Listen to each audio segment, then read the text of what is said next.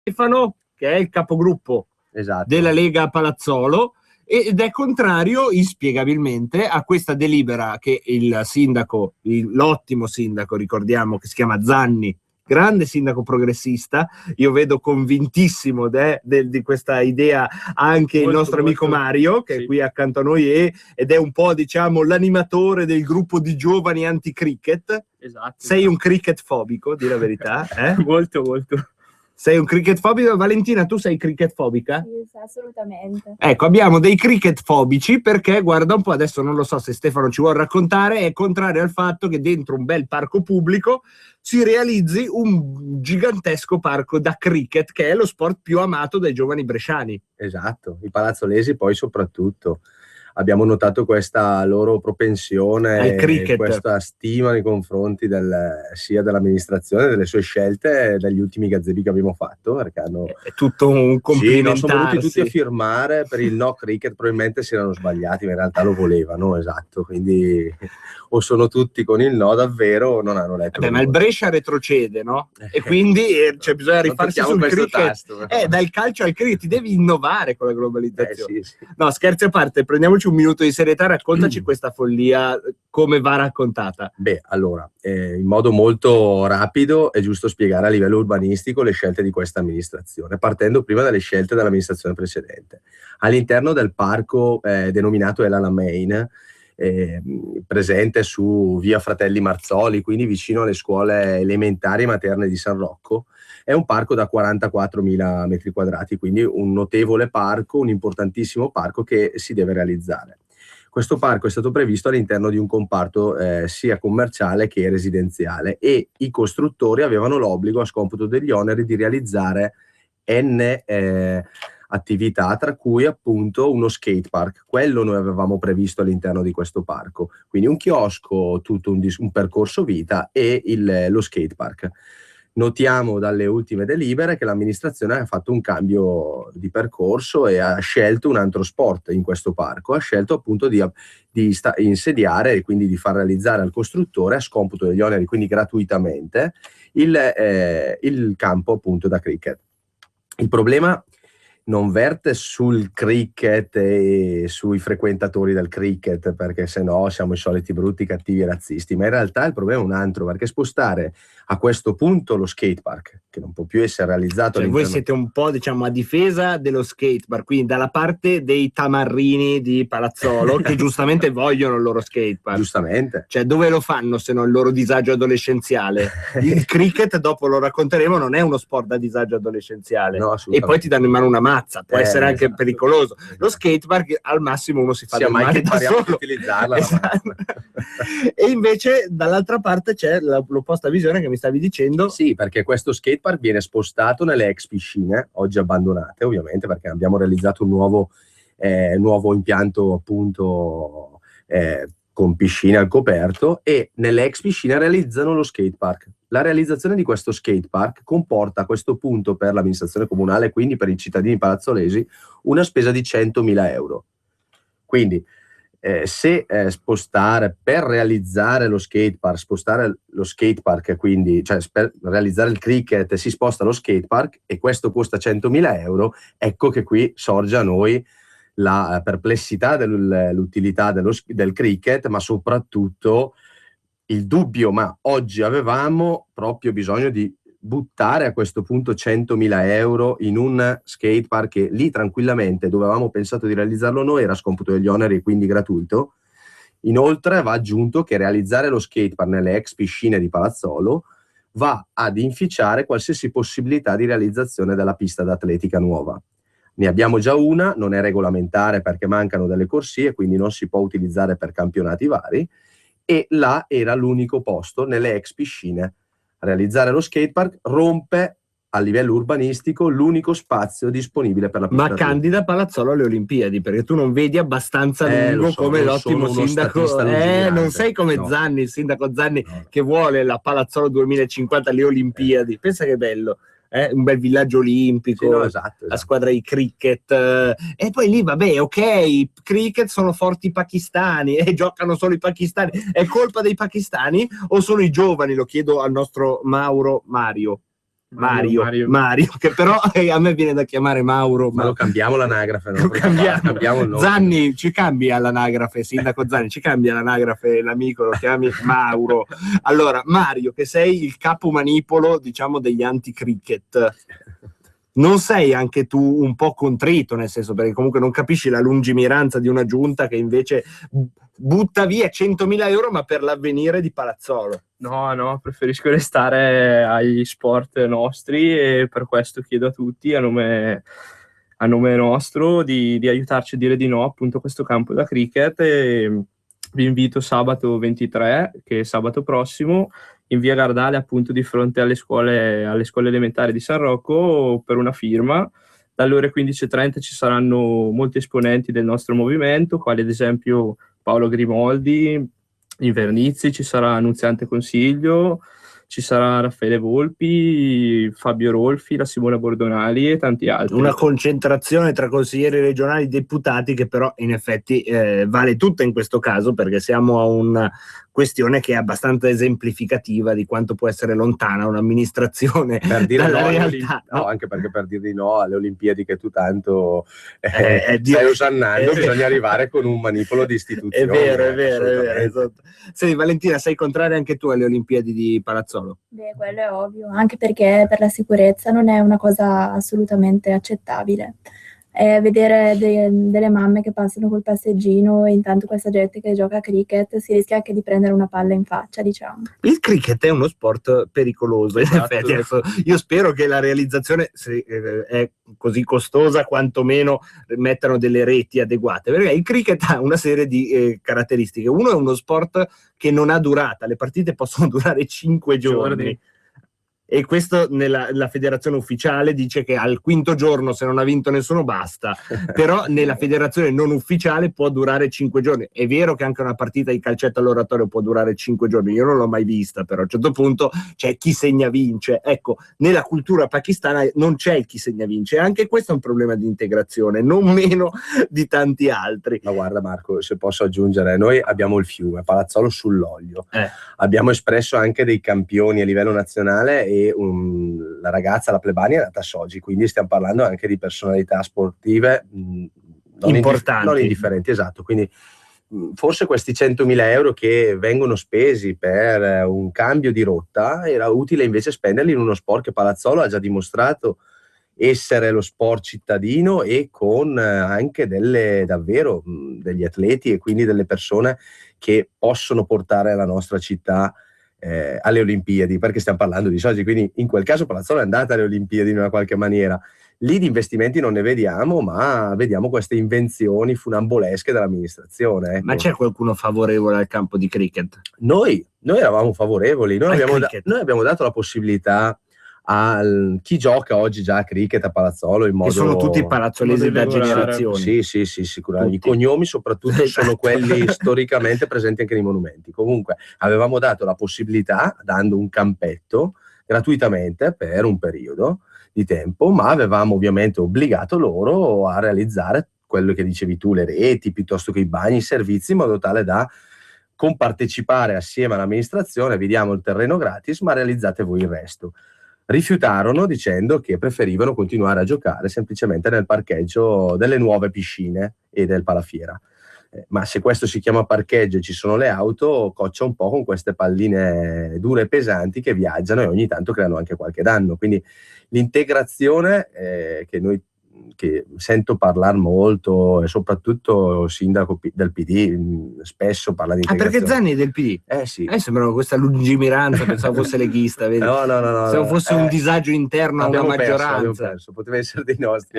Povero Zanni, vedi? Invece pensavo fosse dei nostri. Dicevi? Non è integrazione, perché se io ti do la possibilità, ma devi compartecipare, e tu dici di no, questa è una pretesa, e accettare davanti alle pretese non è quello che dovrebbe fare un'amministrazione. E poi sì, fuori dal mondo, no? Per qualsiasi società sportiva, associazione sportiva, dire no, vabbè, fa niente, continuo a giocare nel parcheggio. In strada, anche volendo, sì, no, esatto. È una cosa un po' fuori dal mondo. Abbiamo in consiglio comunale un mio collega dell'opposizione ha fatto una proposta anche ai dromedari e fra un po' potremmo fare appunto un percorso anche per quelli. Ci sono un sacco di sport secondo me non ancora espressi. Esatto, la corsa dei dromedari a Palazzolo. Esatto, no, ma ci sono tante possibilità. Del resto molte comunità, abbiamo anche una piccola comunità spagnola presente. La corrida di Palazzolo, ma pensa che roba. Sono appena tornato da Madrid e ti dirò che mi è piaciuta, ma anche la corsa di Pamplona, potremmo...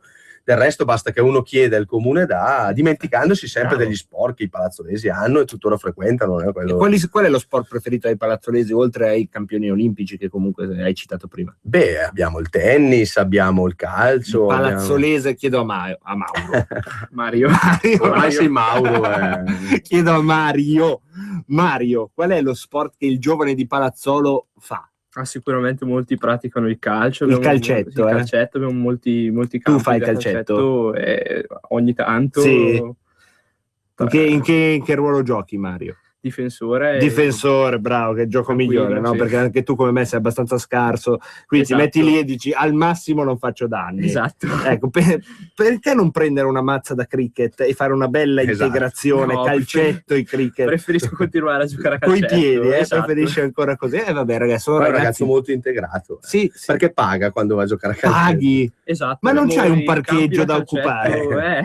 Purtroppo noi ci fanno pagare. Io non lo so, siamo ragazzi, i soliti fortunati. Davvero, vabbè, ma poi paga chi vince o pagate alla romana? Alla romana. Quindi non c'è neanche la meritocrazia di dire ho vinto, no, proprio un sistema clientelare, anche nella tua cerchia di amicizia, sei assediato tu proprio. Esatto, forse iniziando a giocare a cricket magari potremmo giocare gratuitamente. Magari sì, infatti andate nel parcheggio di cricket e la risolveremo così, quindi con una sfida a cricket. Non male. A cricket calcio. Esatto, sì. Allora, chiudiamo questo passaggio su quello che succede a Palazzolo con la grande serietà del ripetere tutto. Quindi, quando c'è questo gazebo gremito... Esatto, sabato 23, che è sabato prossimo, dalle ore 8:30 del mattino fino alle 19 la sera.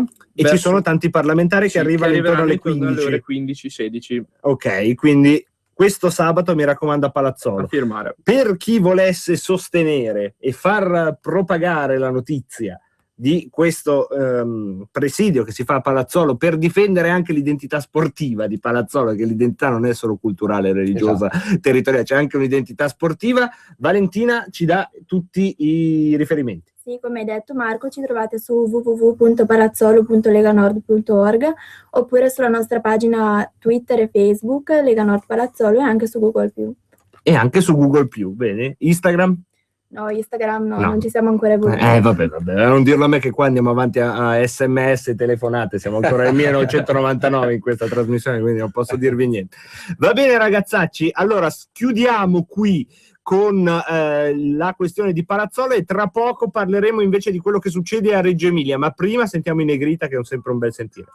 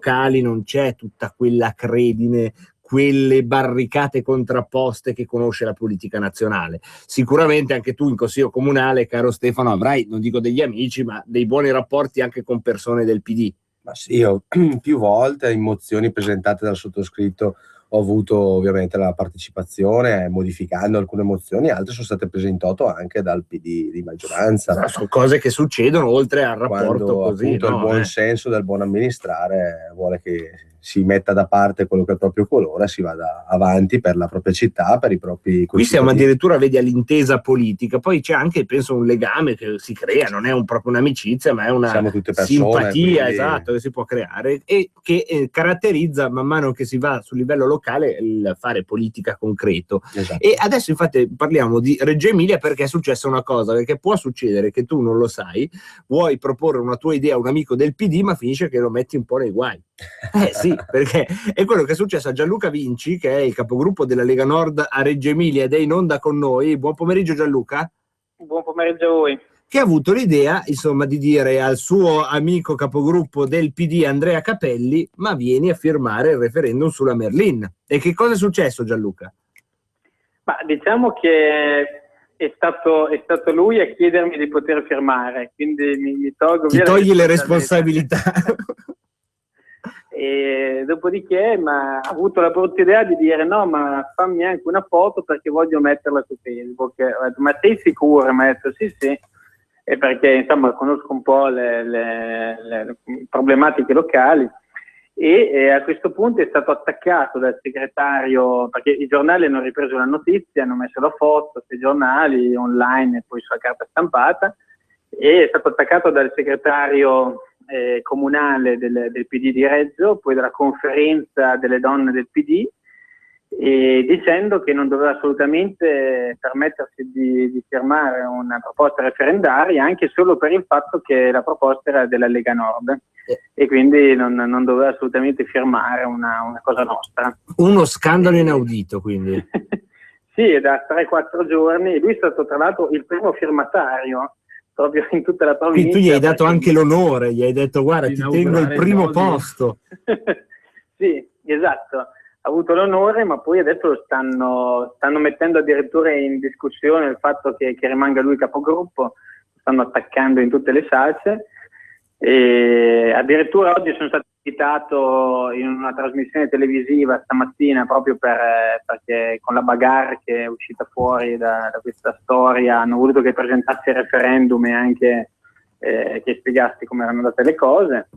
E nulla, praticamente il PD reggiano è chiuso, insomma, con una mentalità proprio da barricate, a parte Capelli che ha avuto l'idea insomma, democratica di firmare il referendum anche se era della Lega. Diciamo che il resto del PD è molto poco democratico da queste parti.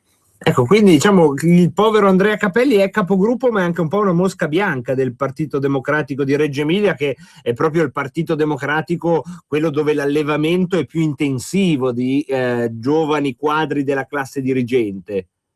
Sì, Reggio Emilia è la città di Prodi, di Del Rio, diciamo che qui di Castagnetti. Cioè, io quando vado a fare le manifestazioni, gli incontri pubblici, mi trovo sempre con questi capocce del PD che però indottrinano a tutti i livelli, e c'è proprio una scuola di partito dove addirittura ci prendono in giro in consiglio comunale dicendo: per noi il consiglio comunale è come i film western americani, alla fine vincono i buoni.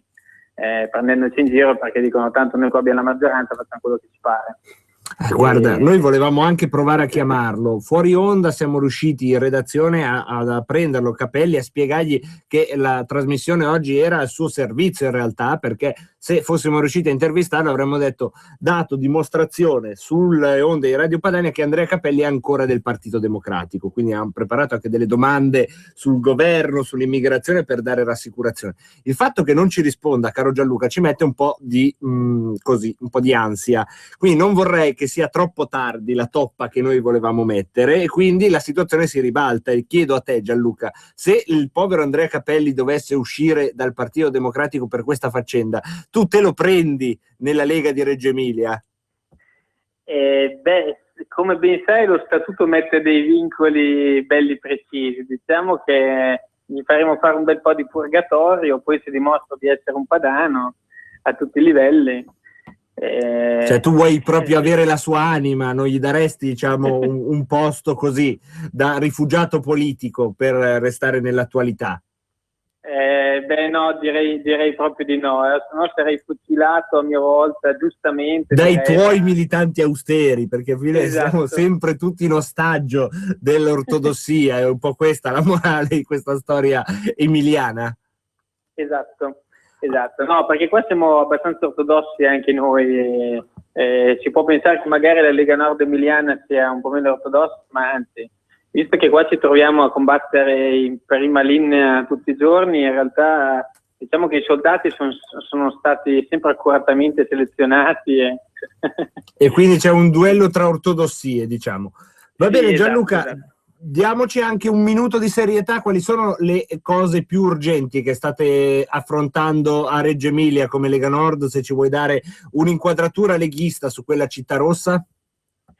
Ma guarda, Reggio Emilia ha il 29% di immigrati in centro storico e il 20-21% di immigrati, quindi è una delle città per essere una piccola città di provincia ha delle percentuali veramente elevate.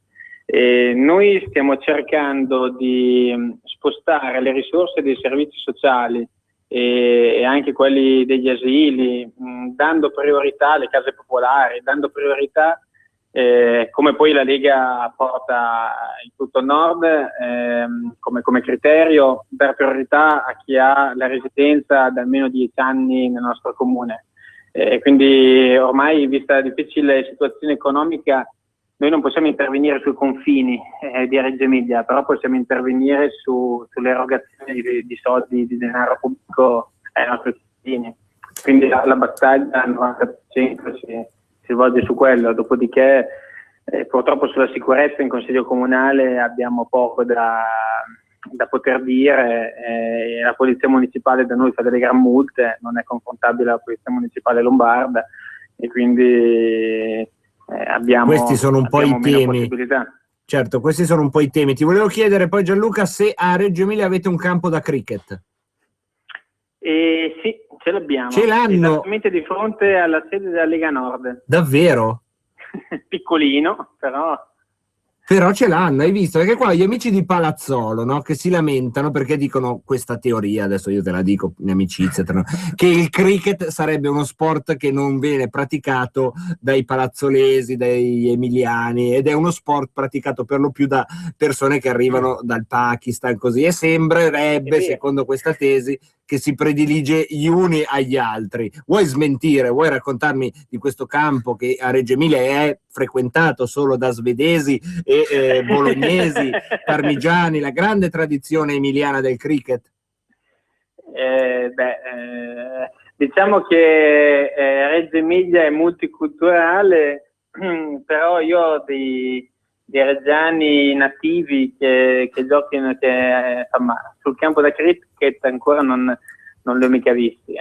Beh, si faranno anche loro, si adegueranno prima o poi. Comunque pare proprio che il campo da cricket sia uno status symbol delle amministrazioni del PD. Però non ce l'hai fatta. Sì, sembra, ma noi poi abbiamo anche delle peculiarità, nel senso che Reggio Emilia ha la bandiera del Tibet in bella mostra all'ingresso del comune, e poi quando arriva l'ambasciatore cinese si toglie, scompare. Perché la lavano, Gianluca, dai.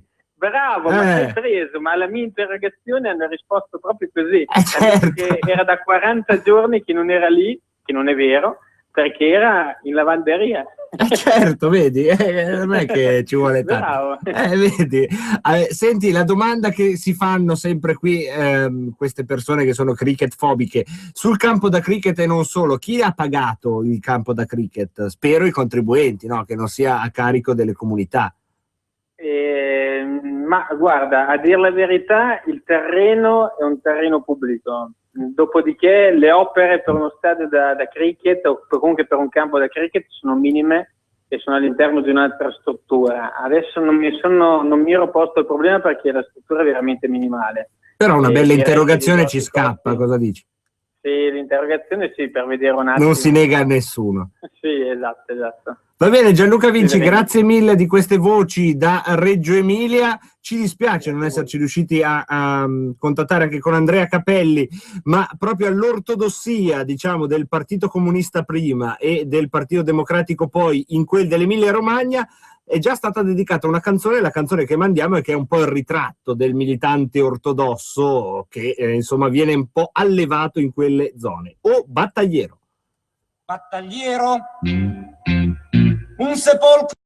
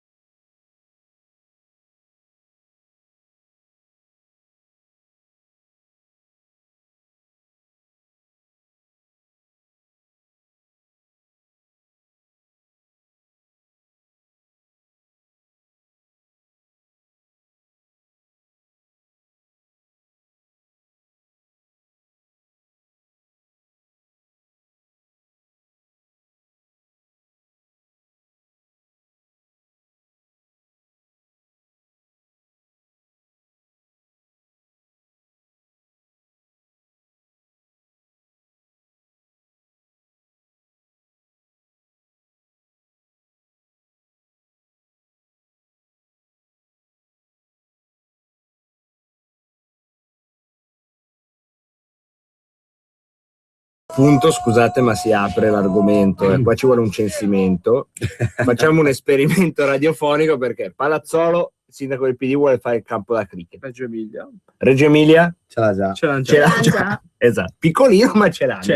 Cioè, è un po' lo status symbol. Non esatto. si sa chi l'ha pagato, quanti giocano, no, ce l'hanno già, però ce l'hanno passato. Vedi, sì, beh. Secondo me, dopo questa intervista qua, il mio sindaco è un po' arrabbiato. Sì, perché non se la gioca. Soprattutto dopo i video che gli facciamo.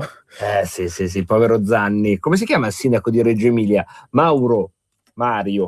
Io adesso te lo scrivo. Fai una cosa, Mario. Prendi questo foglio bianco che gli ascoltatori non possono vedere. Prendi questa penna che gli ascoltatori non possono vedere. Scrivi Mauro. Fammi il piacere. Scrivi Mario e mettimelo in bella vista oppure sul tuo corpo, sul tuo viso, perché se no non ne usciamo più e fino alle 6:30 ti chiamo Mauro.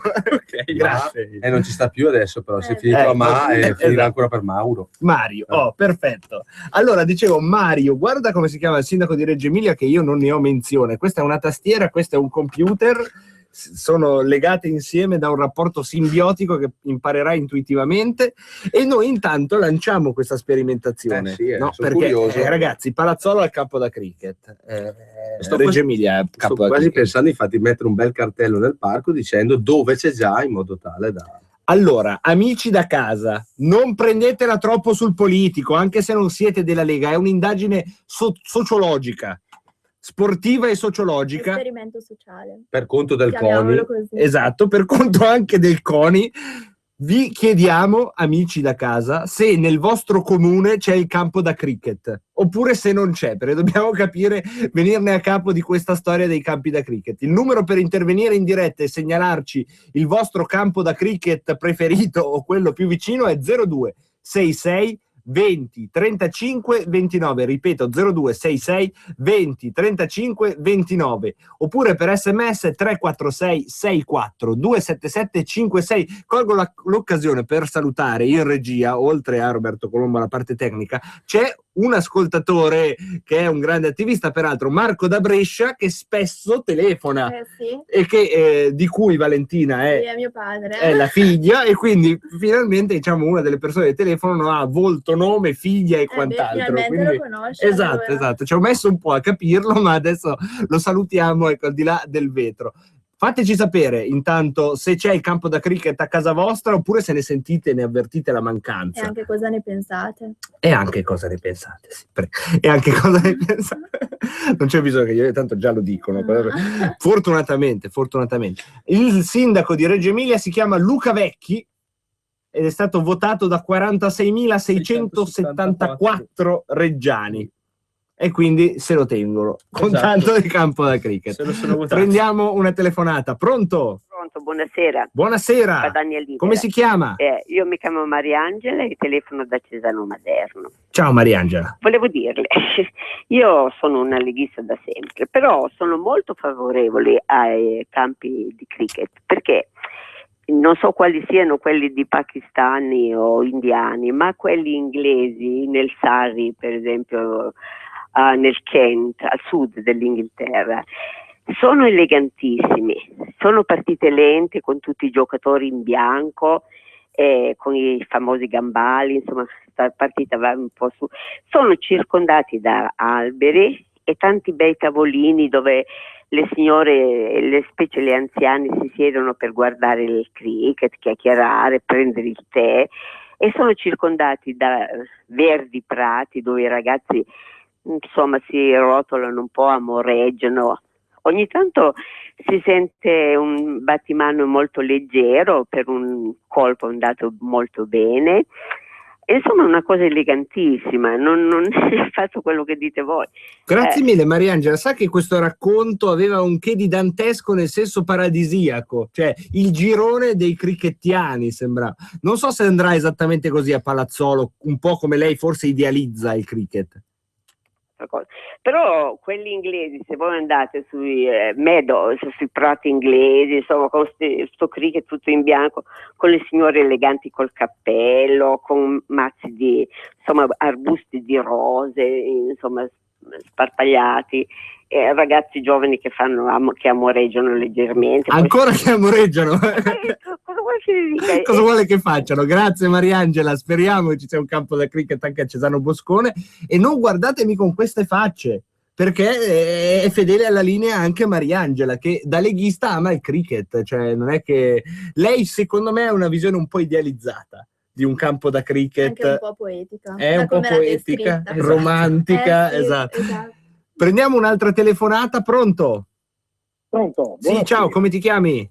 Io sono Roberto e telefono da Reggio Emilia. Ciao Roberto. Allora, vi confermo che a Reggio non c'è il campo da cricket, però c'è il campo da baseball da molti anni, che è noto, è uno sport tipicamente emiliano. Sì. Questa cattedrale nel deserto, Sì. capita, non so, quelle 3-4 volte nel corso dell'estate, di vedere le luci di notte, che c'è qualche individuo là che con la mazza che sfera mazzate. Sì. Del resto il campo è sempre deserto.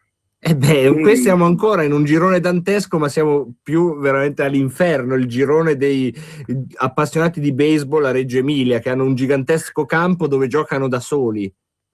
Sì, è una cosa, guardate, sembra una barzelletta, ma è un triste pozzo senza fondo dove hanno seppellito non so quanti soldi, perché deve essere costato parecchio. Tra l'altro è una zona che, se fosse stata utilizzata come area edificabile per case popolari, probabilmente, insomma, sarebbe stato un indirizzo più rivolto alle necessità. A parte che qui, quando ci sono delle case popolari, non riesce ad averle perché le graduatorie sono fatte e questa, come diceva il capogruppo della Lega Reggio Emilia, insomma, è triste conferma dei problemi reali. Grazie mille Roberto. Un altro sms filo crickettiano ma anche ortodosso è quello che ci manda Giacomo da Como. Dice: ciao ragazzi, il cricket è uno sport inglese che ha dato i natali al baseball, è uno sport antico, a me piace come sport, ma questo non significa che dobbiamo regolare i campi e i giocatori. Direi che è una posizione esatto. questa un po' moderata che sta bene, no? Mario, sei d'accordo? Sì, sono d'accordo, se lo pagano e se lo costruiscono. Sarebbe il caso. Pienamente d'accordo. Ma c'è anche un territorio che resiste al cricket. Antonio ci dà notizia di che a Borgaro Torinese non c'è il campo da cricket, quindi ancora ci sono zone libere da questo sport di mazze, pallini e quant'altro. Qualcuno vorrebbe dei campi di crick, ma questa è un'altra storia.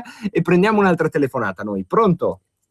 Ciao ragazzi, sono Luca, vi chiamo da Parabiago. Ciao Luca. Noi abbiamo il libero Ferrari, io penso che a questo punto qua sarebbe il caso di adibirlo al cricket, perché per fortuna che almeno non hanno l'idea di praticare il curling, perché come si potrebbe fare? Bisognerebbe abbassare la temperatura globale per fare in modo che queste persone facciano questo bellissimo sport. Ripeto, non siamo in Inghilterra, non siamo handicap, i fumetti famosi, è ora di smettere anche l'integrazione su queste cose. Abbiamo i soldi per gli italiani, le associazioni giovanili stanno credendo, ci sono canottini di tutto il mondo che non hanno i soldi per Grazie Luca, abbiamo dei problemi con la linea, ma il tuo concetto mi sembra chiaro e cristallino. Prendiamo un'altra testimonianza. No, è caduto, quindi le linee in questo momento sono libere. 0266 20 35 29, ancora pochi minuti di filo diretto sulla nostra mappatura dei campi da cricket. Qualcuno dice dove sono, qualcuno dice dove non ci sono. Sentiamo la prossima telefonata. Pronto? Sì, pronto? Sì, ciao. Sì, sei in onda, ciao. Sì, ciao. Senti, ma sentivo la telefonata della signora che idealizzava questa storia del cricket. Allora, come ti chiami tu, scusa? Luca da Pavia. Eccoti. No, dico, allora, il cricket è una cosa, però dovete sapere che c'è un altro gioco poco conosciuto che si gioca sui prati con le palle così, che si chiama croquet. Non so se qualcuno lo sa. Il croquet.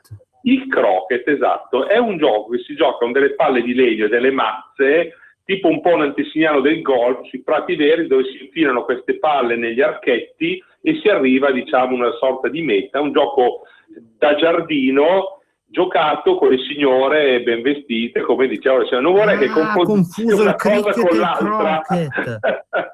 Può essere. Allora magari in ascolto la signora ci ripensa, perché il cricket è tutt'altra cosa rispetto a quello che quella signora diceva. Grazie Luca, mi sa che a parte i giovinetti che amoreggiavano nel prato aveva in mente il croquet e non il cricket. Prendiamo un'altra telefonata. Pronto? Sì, ciao, sono Andrea. Ciao Andrea. Ciao Andrea. Ciao. Io da sportivo e da direttore, da presidente di un gruppo sportivo di ciclismo, ti dico che secondo me invece non è una cattiva idea. Al di là del fatto del campo, chi lo paga, chi non lo paga, questo sono d'accordissimo. Però lo sport secondo me è uno dei primi mezzi di integrazione, per cui io sono molto propenso a... Però scusami, permettimi Andrea, ma per chiarire meglio il tuo discorso, lo sport come integrazione va praticato sia, diciamo, da italiani che da immigrati. Se il cricket lo praticano solo gli immigrati si integra un poco. No, però ti dico, guarda, io qua a Fagnano, noi a Fagnano abbiamo una cospicua diciamo comunità di pakistani, e generalmente sono loro quelli che fanno cricket, e hanno scelto un campo, un privato ha dato la possibilità a questi ragazzi di giocare e si alternano italiani con pakistani e viceversa. Loro si sono avvicinati per esempio al basket, che è uno sport che per loro era diciamo più remoto. Ti ringrazio Andrea, abbiamo un'ultima telefonata da prendere, un paio di sms ancora per dare spazio a voi. Pronto? Pronto? Ciao, buongiorno, come ti chiami? Sono Mauro da Reggio Emilia. Ciao Mauro. Allora, confermo che sono stati buttati un sacco di soldi nello stadio di baseball e non c'è una funzionalità, non si sa. Il baseball è sempre stato praticato nella provincia di Parma, dove c'era una squadra di Serie A. Quella di Reggio Emilia non so in che divisione militi, perché è una cosa del tutto assente. Confermo il fatto che la signora ha sbagliato e intendeva il cricket. E il buon Vinci ti ha detto che la sede della Lega, no, sì, è in via dell'Aeronautica, no, di fronte a quello campo, che viene chiamato campo volo, e lì ce lo praticano, diciamo, un po' come, secondo me, come erano i ragazzini quando mettevano i 2 maglioni, no, per fare le porte, perché è una landa. Ti ripeto, arriva da prima della guerra, perché c'erano le officine reggiane, quello era il campo di aviazione, dove provavano i prototipi. Grazie mille Mauro, una precisazione diciamo assolutamente ad uopo, però le linee le dobbiamo chiudere perché stiamo veleggiando verso la pausa pubblicitaria, ma soprattutto verso il giornale radio, che fortunatamente non credo parlerà di cricket, ma anzi vi darà conto di tutto quello che è successo in questa giornata. Poi torniamo in diretta con Rebelot fino alle 18:30. A tra poco, non abbiamo tempo per nulla se non per dire ciao. Ciao. Ciao. Perfetto. Un nuovo modo per sostenere la tua radio.